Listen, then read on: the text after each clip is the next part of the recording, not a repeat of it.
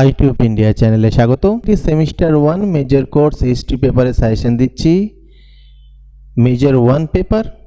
তো এখান থেকে আমি যে সাজেশনটা করছি ভালো করে পড়বে, কমন আসবে। একটা জিনিস মনে রাখবে যে Kalyani university, Calcutta university, Bardhaman university, এই যে ইউনিভার্সিটি তিনটে রয়েছে পশ্চিমবঙ্গের, তাদের কিন্তু কোশ্চেন খুব একটা সহজ হয় না। তাই এই ফাঁদে পা দেবে না। মাত্র 5টা কোশ্চেন আর সব কমন, এসবের ফাঁদে পা দেবে না। একটু বেশি তোমাদের পড়তেই হবে, কারণ দেখবে যারা বলবে যে মাত্র 5টা কোশ্চেন আর সব কমন, তারপরে দেখবে সেই ভিডিওটা যদি ফলো করো সেখান থেকে কিন্তু কমন একদম আসছে না। তারাই তখন ওই ভিডিওটাকে অফ করে প্রাইভেট করে তারপরে তার ভিডিওগুলো যে মূল সাজেশন সেটাতে চলে গিয়ে দেখাবে যে এখান থেকে কমন এসছে। এইটাই হয়ে আসছে। তাই ভাই 5টার ফাঁদে পা দেবে না। অনার্স নিয়েছো, ভালো করে পড়ো। যে সাজেশন দিয়েছি এগুলো ভালো করে পড়বে, তাতে তোমাদের কিছুটা লাভ হবে। কিন্তু কখনোই এইটা করবে না যে মাত্র 5টা সব কমন, এরকম কিন্তু হবে না, হয়নি আর হবেও না। যে 3টে ইউনিভার্সিটির কথা বললাম সেই 3টে ইউনিভার্সিটির। তাই যেগুলো দিচ্ছি এগুলো ভালো করে পড়ো। ফাইনাল সাজেশন আমি অবশ্যই দেবো, কারণ ফাইনাল সাজেশন দেবো, সেখানে হয়তো কিছু প্রশ্ন বাদ যাবে, কিছু প্রশ্ন আবার অ্যাড হবে। ফাইনাল অবশ্যই দিতে হবে, কিন্তু এই প্রশ্নগুলো অবশ্যই তোমাদের তৈরি করতে হবে। প্রশ্নগুলো দেখো, প্রথমে মান 5-এর জন্য দিচ্ছি। মান 5-এ যেগুলো স্টার দিয়েছি সেগুলো আগে ভালো করে পড়বে, তারপরে সময় থাকলে অবশ্য বাকি কোশ্চেনগুলো পড়বে। প্রচুর কোশ্চেন রয়েছে, কিন্তু যেগুলো স্টার দিয়েছি স্টারগুলো পড়বে, সেগুলো কম রয়েছে। তো প্রথমে দেখো, নব্য প্রস্তর যুগের 5 নম্বরের জন্য নব্য প্রস্তর যুগের ধর্মবিশ্বাস সম্পর্কে একটি টিকা লেখো। ভারতের নিম্ন প্রস্তর যুগের সাংস্কৃতিক অগ্রগতি ব্যাখ্যা করো। দক্ষিণ ভারতের নব্য প্রস্তর সংস্কৃতির গুরুত্বপূর্ণ স্থানগুলির বিবরণ দাও। প্রাচীন ও নব্য প্রস্তর যুগের একটি তুলনামূলক টিকা লেখো। ভারতীয় উপমহাদেশে সিন্ধু সভ্যতার বিস্তৃতি বর্ণনা করো। দেখো, যেগুলো স্টার্ট দিয়েছি সেগুলো আগে ভালো করে করো, তারপরে দেখা যাবে। তো সিন্ধু সভ্যতার, ভারতীয় উপমহাদেশ সিন্ধু সভ্যতার বিস্তৃতি বর্ণনা করো। সিন্ধু লিপির স্বরূপ নির্ণয় করো। সিন্ধু সভ্যতার অন্তর্গত উপকূলবর্তী শহরগুলি সম্পর্কে একটি টিকা রচনা করো। বৈদিক যুগে সভা সমিতির মূল বৈশিষ্ট্যগুলি কী ছিল, আবার স্টার্ট দেওয়া শুরু হয়েছে। পরবর্তী বৈদিক যুগে নারীর সামাজিক অবস্থান বর্ণনা করো। প্রাচীন ভারতের ইতিহাস নির্মাণে বৈদেশিক সাহিত্যের গুরুত্ব নির্ণয় করো। মেহেরগড় সভ্যতার ওপর একটি সংক্ষিপ্ত টিকা লেখো। ইতিহাস চর্চায় ঐতিহাসিক ক্ষেত্র অনুসন্ধান ও উৎখননের ভূমিকা নিরূপণ করো। ভারতের ইতিহাসে মেসোলিথিক বা ক্ষুদ্রাসীয় যুগের গুরুত্ব কি, এটা অতটা গুরুত্বপূর্ণ না, কারণ এইটা এসে গেছে গত বছর, এটা আমি তাও অ্যাড করে রেখেছি, কিন্তু এটা পড়ো না, দরকার নেই, ছেড়ে দাও। তারপর হচ্ছে ঋগ বৈদিক যুগে নারীদের সামাজিক অবস্থান আলোচনা করো। বৌদ্ধ ও জৈন ধর্ম কতদূর প্রতিবাদী ছিল। মেসোপটেমিয়ার সাথে হরপ্পার বাণিজ্যিক সম্পর্কের একটি সংক্ষিপ্ত ইতিবৃত্ত রচনা করো। এটাও খুব একটা গুরুত্বপূর্ণের মধ্যে আমি রাখছি না, দরকার নেই এই মুহূর্তে, এটাও পড়ার দরকার নেই। ভারতের ইতিহাসে হরপ্পা সভ্যতার অবদান আলোচনা করো। হরপ্পা ও বৈদিক সভ্যতার অর্থনৈতিক জীবন প্রণালীর মধ্যে তুলনা করো। পরবর্তী বৈদিক যুগে জনসাধারণের ধর্মীয় দৃষ্টিভঙ্গির পরিবর্তন ব্যাখ্যা করো। 4টি বেদের মূল বিষয়বস্তুর উপর সংক্ষিপ্ত আলোকপাত করো। হিনজান বৌদ্ধ ধর্মের মূল বৈশিষ্ট্যগুলি আলোচনা করো।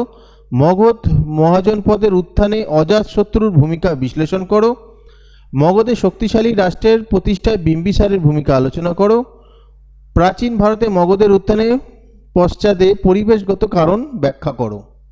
তো স্টারগুলোই ভালো করে পড়ো আপাতত, আর দুটো কোশ্চেন যেগুলো বাদ দিয়েছি সেগুলো আর খুব একটা ওটা পড়তে হবে না। বাকি কোশ্চেনগুলো চেষ্টা করবে যদি সময় থাকে অবশ্য পড়ার। তবে 10 নম্বর যা দিয়েছি সবকটাই পড়বে। ভারতীয় সংস্কৃতির বিকাশে সিন্ধু সভ্যতার অবদান উল্লেখ করো। বৌদ্ধ ধর্মের মূলনীতি নিজের ভাষায় বর্ণনা করো। ধননন্দ কে ছিলেন তার কৃতিত্ব আলোচনা করো। খ্রিস্টপূর্ব 6ষ্ঠ শতকে মগধের উত্থানের কারণ কি ছিল। এই যে প্রশ্নটা খুবই গুরুত্বপূর্ণ।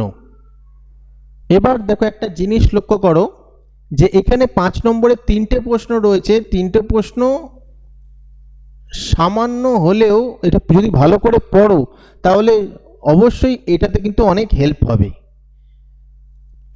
তারপরে হচ্ছে দেখো এটারই অর দিয়ে আসতে পারে সাম্রাজ্য শক্তি হিসেবে মগধের উত্থানের পিছনে কোন কোন উপাদান গুরুত্বপূর্ণ ভূমিকা পালন করে। দেখো এই 10 নম্বরে কিন্তু কোনো স্টার দিচ্ছি না, সবকটাই পড়বে।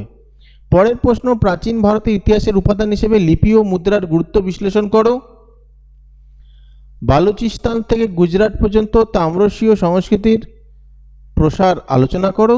নন্দ বংশের শ্রেষ্ঠ রাজাকে তার কৃতিত্ব আলোচনা করো। হরপ্পা সভ্যতার আবিষ্কার প্রাচীন বিশ্বের ইতিহাস সম্পর্কিত ধারণায় কিভাবে বৈপ্লবিক বদল ঘটিয়েছিল।